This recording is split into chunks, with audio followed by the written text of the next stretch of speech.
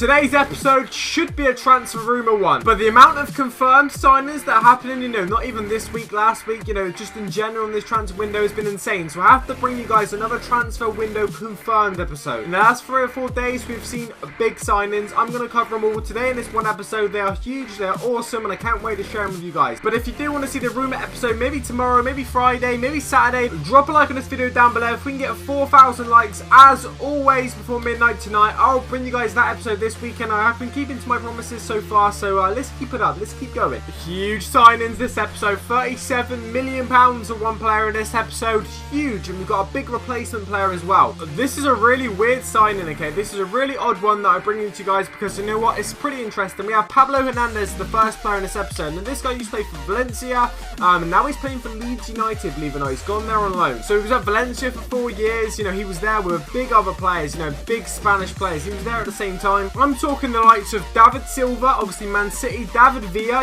is currently at New York City Football Club. I'm talking big Spanish players like that. He played for Valencia with them, and he was recognised as a fantastic winger and part of the success that they had at Valencia. He was recognised as a big part of that, and a lot of big clubs wanted him back then. After Valencia, he actually went to Swansea for a couple of years. Now, a few of you Premier League fans may know about that. A few Swansea fans will definitely know about that. He made 57 appearances for them, scoring 5 goals. Not too bad. And then he went to Al Arabi. Now, he's been on a few clubs on loan since then, but now he's joined Leeds United on loan with a view of a permanent deal at the end of it. Now, the move has actually seen him link up with former Swansea manager Gary Monk, so we would have known Gary Monk from his time at Swansea back in the day. Gary Monk used to play for Swansea as well, so there's a bit of relationship there already. Maybe Gary Monk played a big part in actually bringing this player here more than you probably think he did. It wasn't just about money or whatever. I don't know. Well, you have to wait and see with that one, but it's a pretty interesting signing anyway, considering this guy was in a big team back in the day, and I tell you what, David Silva, David Villa, that was a legendary team. Next up is a young player now who's gone out on loan to try and get some more experience, to try and get some more minutes under his belt. We have Baba. Now, this guy obviously is owned by Chelsea so far. He's gone to Schalke on loan, on a season-long loan. Now, the Ghanaian international has been in the Bundesliga before. He's made 51 appearances for Augsburg before moving to Stamford Bridge literally last August and signing a big 5-year deal there. So Chelsea signed him in, and now they're sending him out on loan. He's got a big contract at Chelsea so far, so he needs to try and get some minutes if he's going to actually play for Chelsea. But listen to this. He returns to Germany, reunites him with former Augsburg manager Marcus, I'm not even going to pronounce the second name because I'll probably get it wrong, who took over Schalke as manager in June. Okay, so he's obviously used to know this guy, used to be his manager. Now he's a manager at a new team, Schalke, and this guy obviously, he's managed this guy before.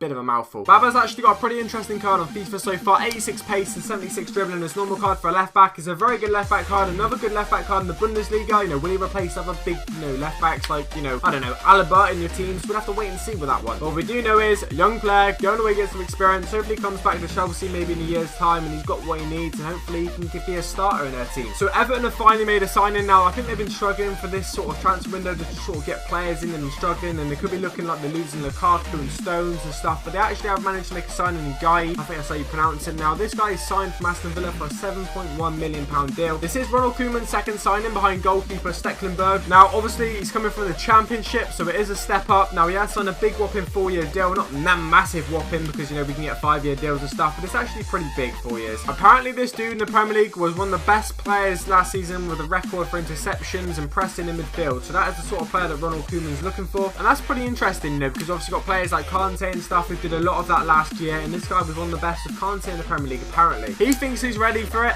Everton think he's ready for it. Hopefully it's a good signing. It's good to see him back in the Premier League. Obviously he did get relegated, so let's see how he gets on. Don't go anywhere just yet, lads. We have got a big player coming at the end, but the next one is pretty big as well. It's a huge one now. Seville have sold a couple of strikers recently. If you've been watching my transfer episodes, you would know this, but to replace them, they've recently signed 25-year-old Ben Yedder, okay, and this guy has signed a 5-year deal with Seville, and for a reported fee of €9 million, so not too expensive, and he's actually pretty experienced. He's played 156 games for Toulouse, scoring 63 goals. He's spent 6 years there, and obviously 3 years previously in the B team, so he's been there for quite a while. Yeah, to make an appearance for France, he's made it in the under-21 teams and the futsal team, which I didn't even know really existed, but, he's not that experienced internationally, but, club-wise, very experienced. Now, according to Toulouse manager Arsene Wenger, were interested in Ben Yedder, but, it didn't happen to go through, did it? So the question is, Arsenal have been screaming out for strikers for years now. Why didn't they get Ben Yedder? €9 million, not like they can't afford it. They obviously need a striker. They've obviously been looking at strikers. This guy's picked Seville over Arsenal for a reason. But as you're aware, Seville have lost a couple of strikers, Immobile, Kevin Gamiria, I think that's how you pronounce it, not too sure. So Ben Yedder, you're going to have to step in some big boots. Biggest transfer of the week then, save the best last till last, we have Leroy Sané, who's left from Schalke, which you probably already know about, but he's left from Germany, right, where Guardiola was. So obviously Guardiola knows this guy. He's played against him a couple of times and obviously really liked him, but didn't sign him for Bayern Munich. He's waited, gone to Man City and signed him for £37 million.